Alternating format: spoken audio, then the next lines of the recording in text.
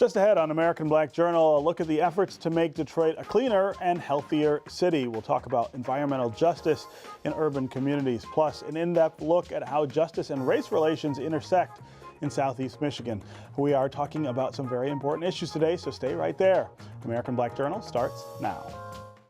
American Black Journal is funded by the W.K. Kellogg Foundation, a partner with communities where children come first. How does diversity bring energy to us all? At DTE Energy, we believe that it's the contributions of all that build great communities. As a company, we grow stronger by welcoming the unique perspectives of everyone. As community members, we support our state's broad culture and heritage. From working closely with women and minority-owned suppliers to embracing our local cultures, DTE Energy is powering diversity. The DTE Energy Foundation is a proud sponsor of Detroit Public Television.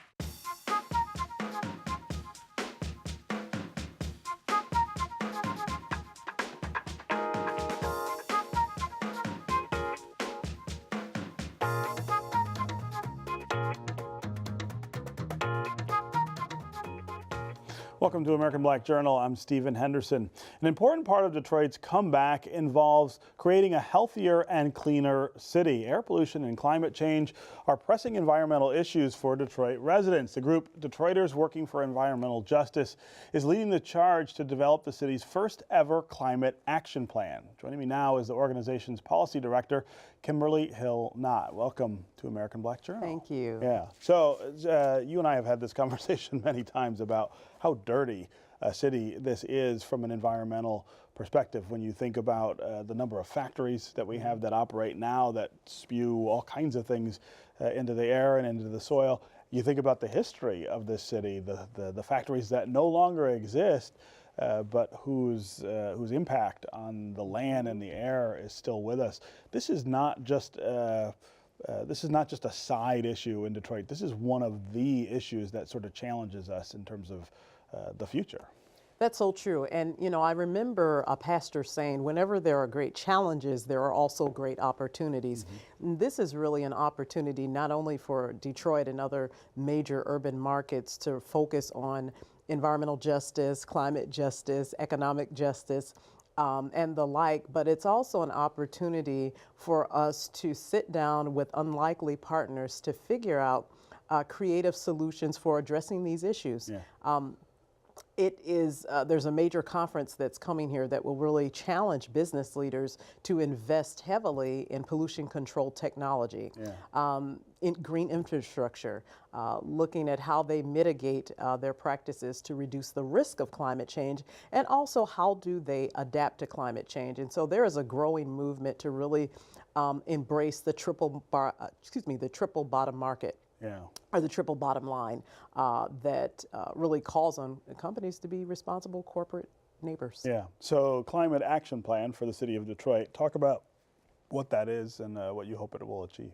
So the Detroiters Working for Environmental Justice through the Detroit Climate Action Collaborative is leading the development of the City of Detroit's first climate action plan.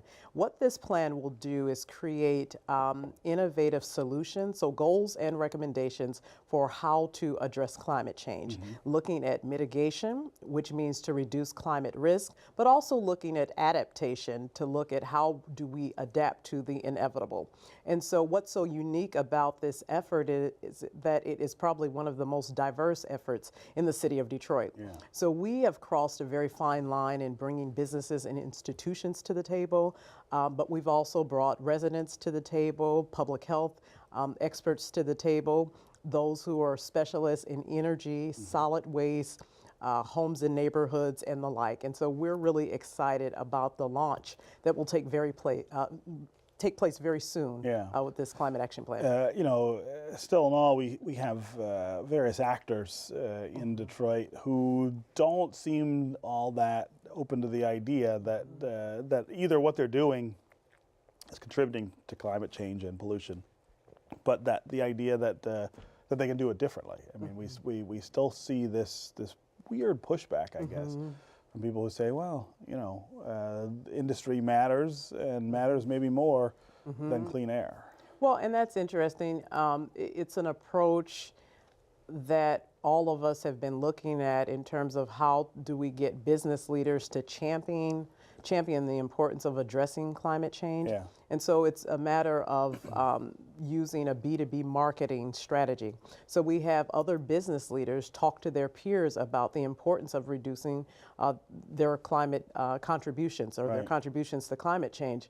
Also, businesses have the unique ability to talk about cost savings. And so we Yes. know that with businesses, if it doesn't make money, it doesn't make sense. Right. When we look at residents in the city of Detroit who have been burdened with so many issues besides the environment, we talk about addressing climate change as being a bread and butter issue. So energy poverty, where you're paying 2 mortgages for 1 house. Right. Right. Yeah.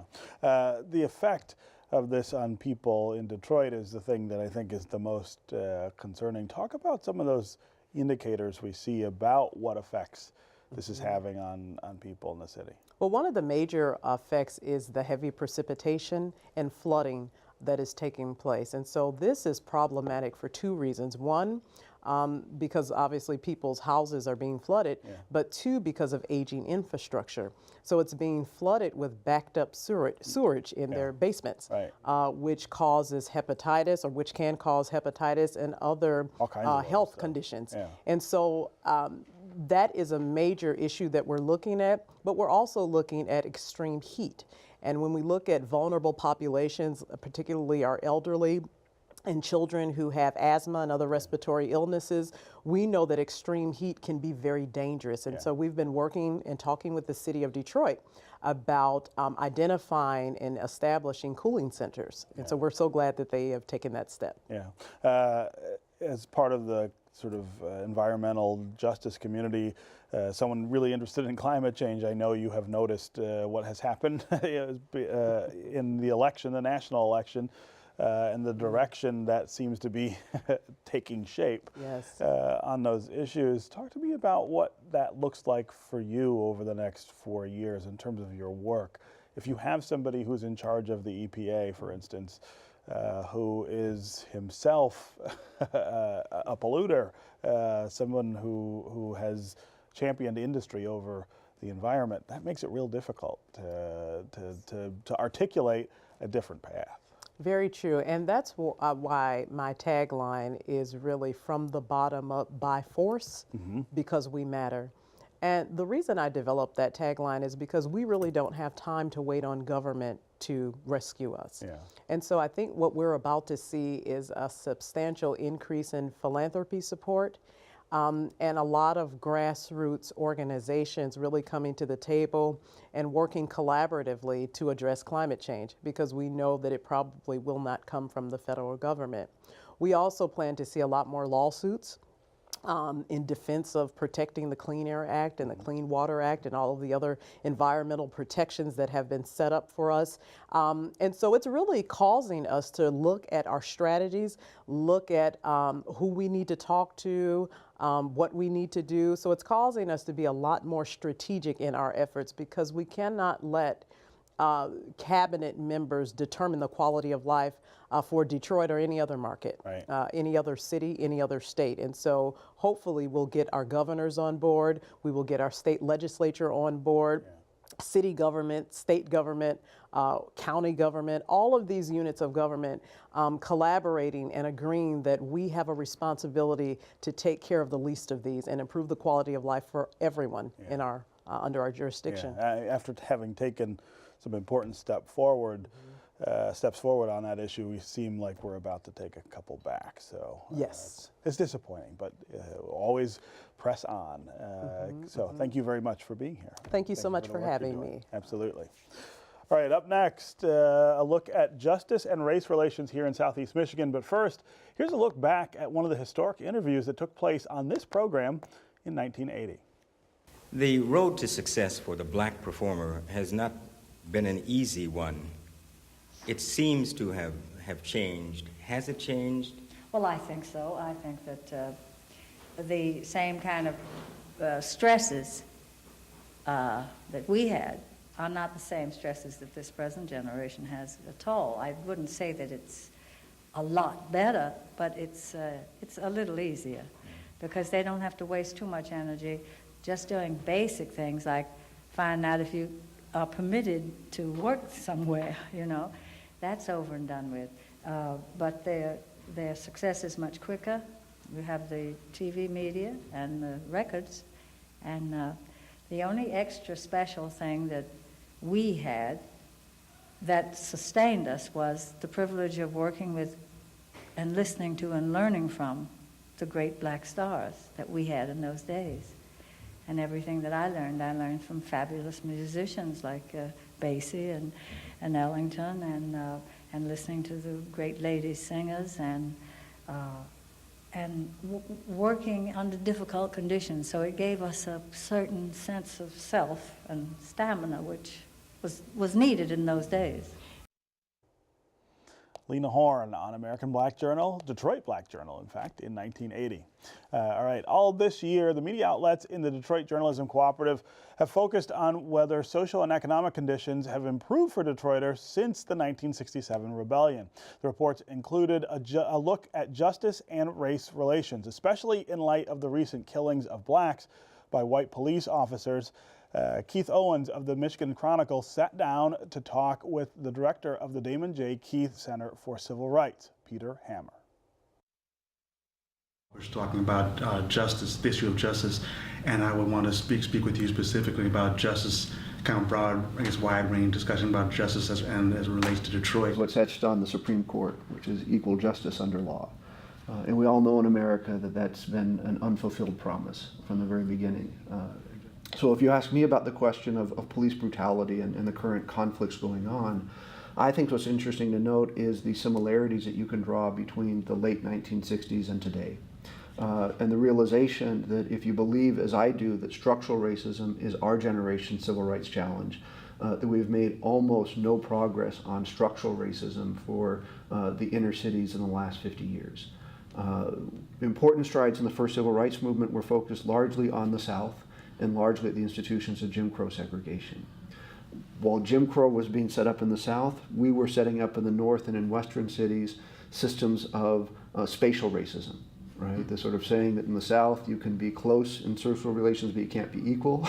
In the North you can be equal but you cannot be close. So the story of residential segregation and the economic segregation and the segregation of wealth in the North has been the key factor. And the sad thing is for a number of reasons, as a matter of federal policy, of state policy, of economic policy, of civil rights movement, we've really dropped the ball, right? And we haven't addressed those problems that were rife in the late 1960s, and you can draw a direct line. And I think we're remembering that now when the sort of remembrance of the 67 rebellion is on the horizon, that those problems still exist. Right? So it's not enough. It's important to think about police community relations, and that's critical, and that's sort of one part of the puzzle, but you got to situate that part of the puzzle within this broader constellation of structural racism and see the multiple interventions that are necessary if you're really going to be resolving the kind of tensions that are bubbling up in many parts of the country.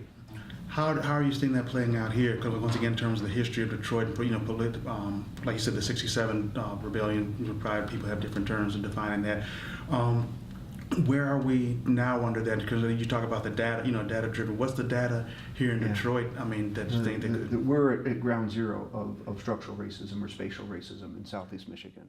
And sometimes I say we're the new Selma. And if we don't recognize that, and if we don't rally to that and call things by their true names.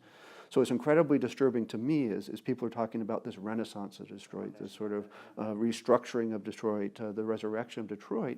You look at the major documents that underlying that, going back to Detroit Future City, looking at the Blight Removal Task Force report, looking at the Bankruptcy Plan of Adjustment, those are completely acontextual. They are looking at the issues and challenges of Detroit economically in complete isolation from our history. Right? And anybody who knows anything says if you don't do a root cause analysis, if you're not addressing the root causes, there's no chance to have a success. And then people sort of throw up their hands in their surprise that there's a tale of two cities emerging, that in 7.2 miles of the city where tremendous investment is going on, largely public subsidized, right? So it's Detroit dollars that are actually increasing the economic divides.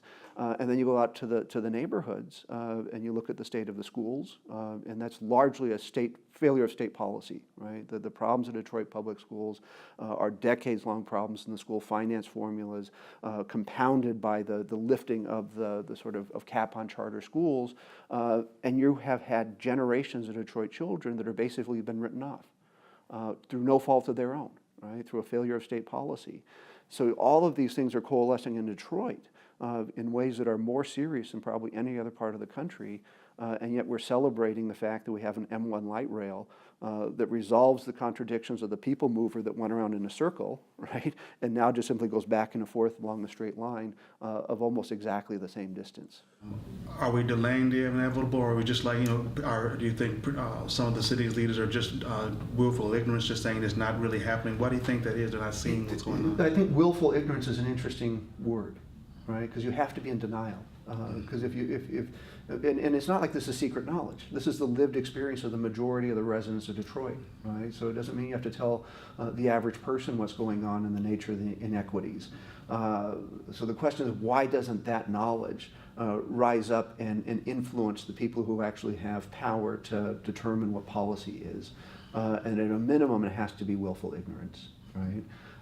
But we have had 400 years of denial in our country. We're very well practiced at it, of seeing the existence of inequity.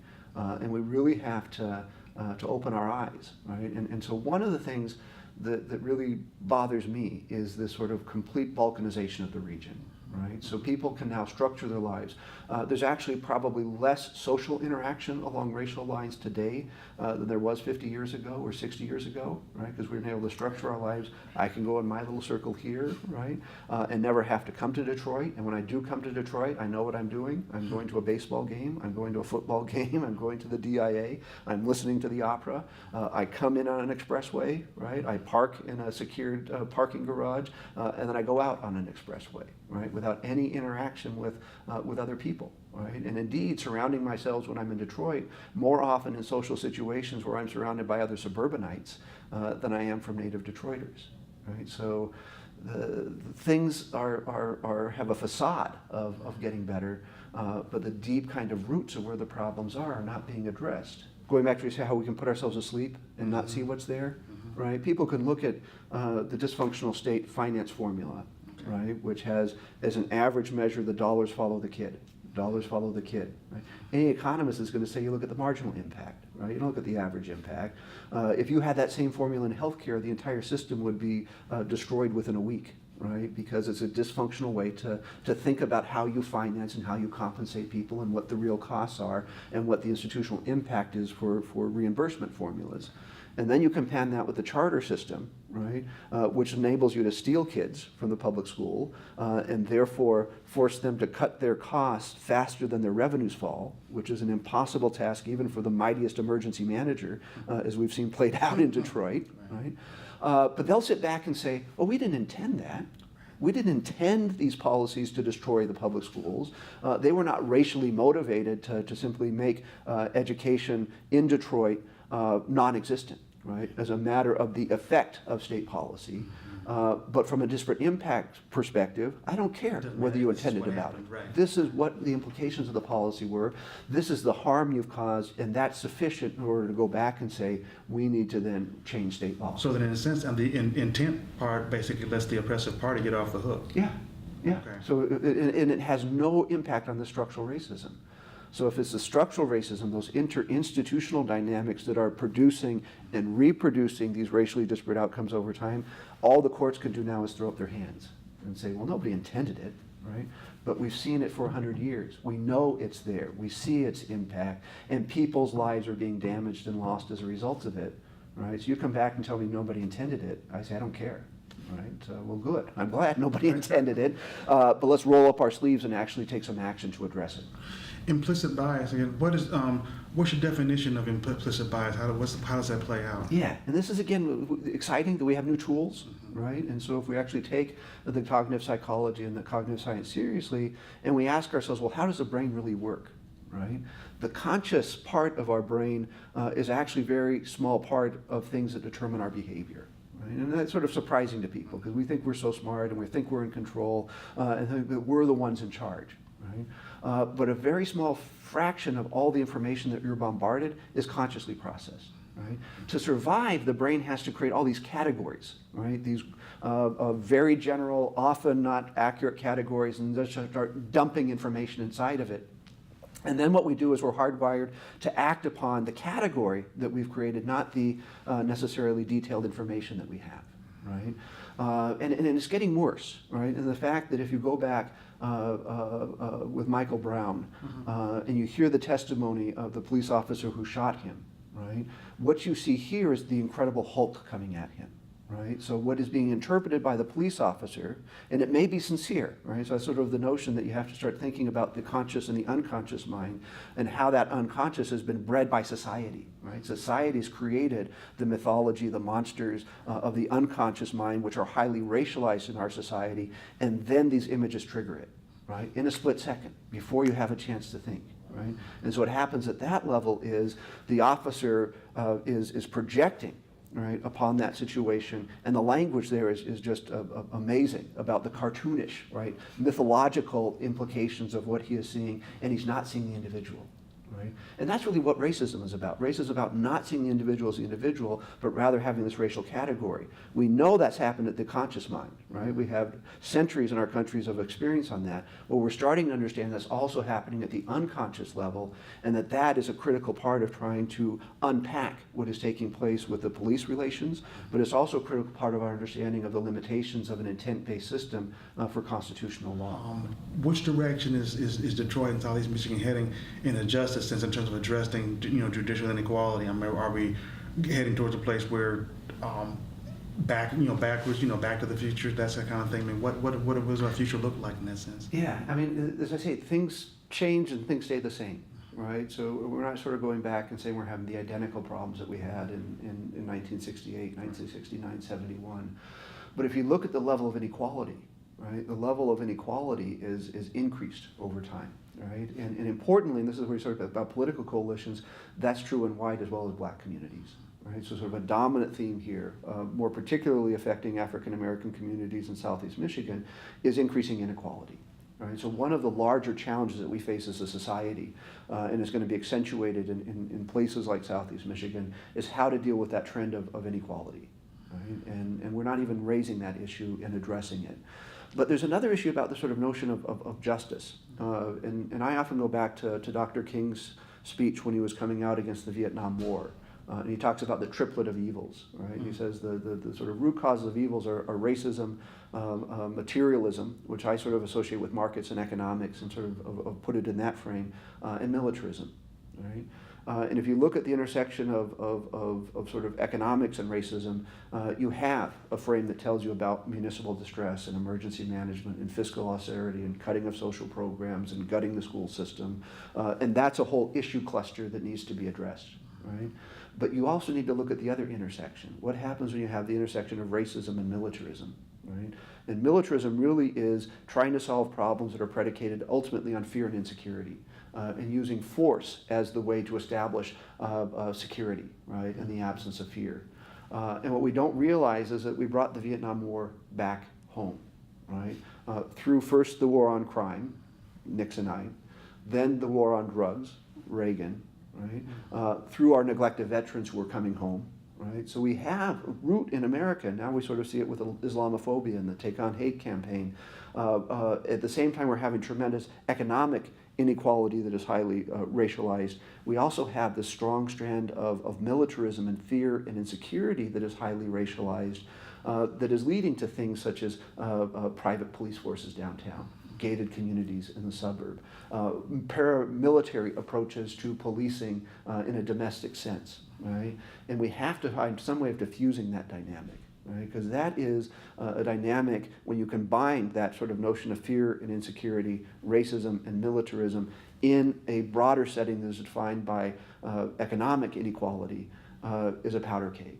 Right? And it's the same kind of powder keg that led to the civil unrest, that produced the walk riots 2 days after we had the passage and signing of the Civil Rights Act, that is defining the geography of all of Southeast Michigan, that is the challenge that everybody, not just the mayor and the city, but the region and the state and the nation have to be coming to greater and greater terms with.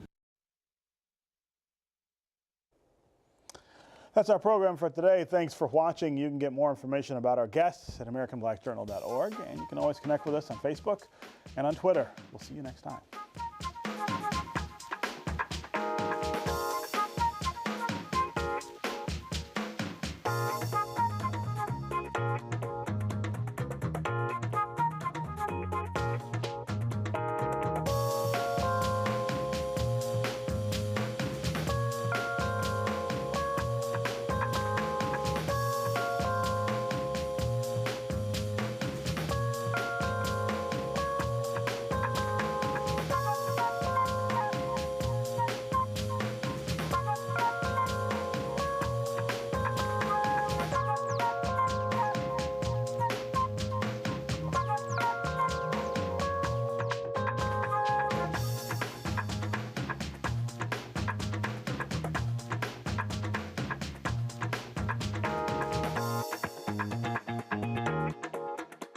American Black Journal is funded by the W.K. Kellogg Foundation, a partner with communities where children come first.